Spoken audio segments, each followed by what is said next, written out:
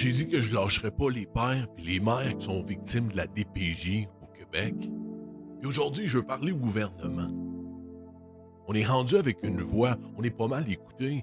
Écoute, ça doit faire 100, 200, 300 histoires de DPJ que j'entends. Je vous écoute, je vous lis toutes. Puis, hey, Québec, gouvernement, n'importe qui est en autorité avec la DPJ au Québec. Il y a un énorme problème précis avec la DPJ.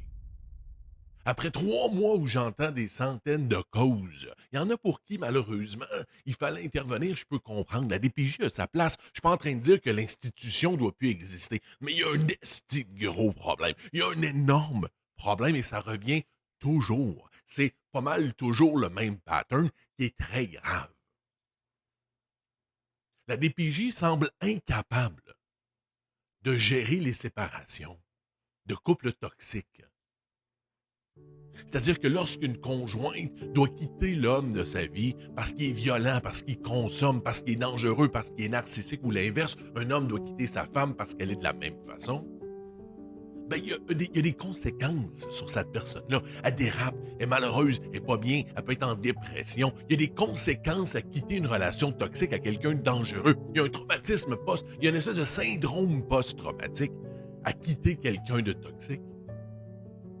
Et la DPJ interprète ce moment-là comme une faiblesse. La DPJ interprète cette détresse-là d'une femme ou d'un homme hors d'une rupture toxique comme une mauvaise mère ou un mauvais père. Et on empire la situation, on rend ça comme une montagne, on enlève l'enfant et on demande à cette personne-là en détresse parce qu'elle a eu une relation difficile, elle a été battue, elle a été victime de plein de choses, on lui demande des comptes. On lui demande de rendre des comptes à un moment où elle est même pas capable de fonctionner. On lui demande de donner des pattes blanches, donne-nous des rapports, donne-nous cette chose. Et la personne est écrasée. Écrasée.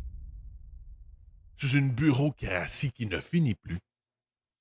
Et je peux te jurer que n'importe qui sort d'une relation qui le détruit, qui a besoin de faire face à cette institution bureaucratique-là qui ne finit plus, abandonne et perd.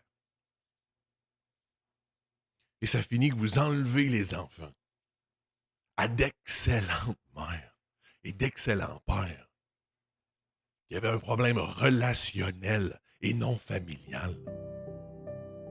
Et ça, je le répète, je veux finir le gouvernement. Écoute-moi bien. Tu peux dire que je dis n'importe quoi. Tu peux dire que j'exagère. En moins 100 cas et plus que j'ai lus pendant des heures à chaque fois.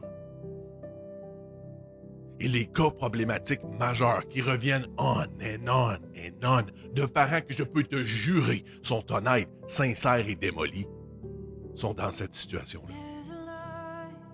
Le gouvernement n'a pas su gérer les séparations toxiques, n'a pas su identifier des parents en détresse de couple et non en détresse en tant que parents. Et au lieu de les aider, on leur a enlevé leur enfant. Et pour la plupart et pour certains, on les a détruits pour le reste de l'homme. C'est inacceptable. Ça doit changer.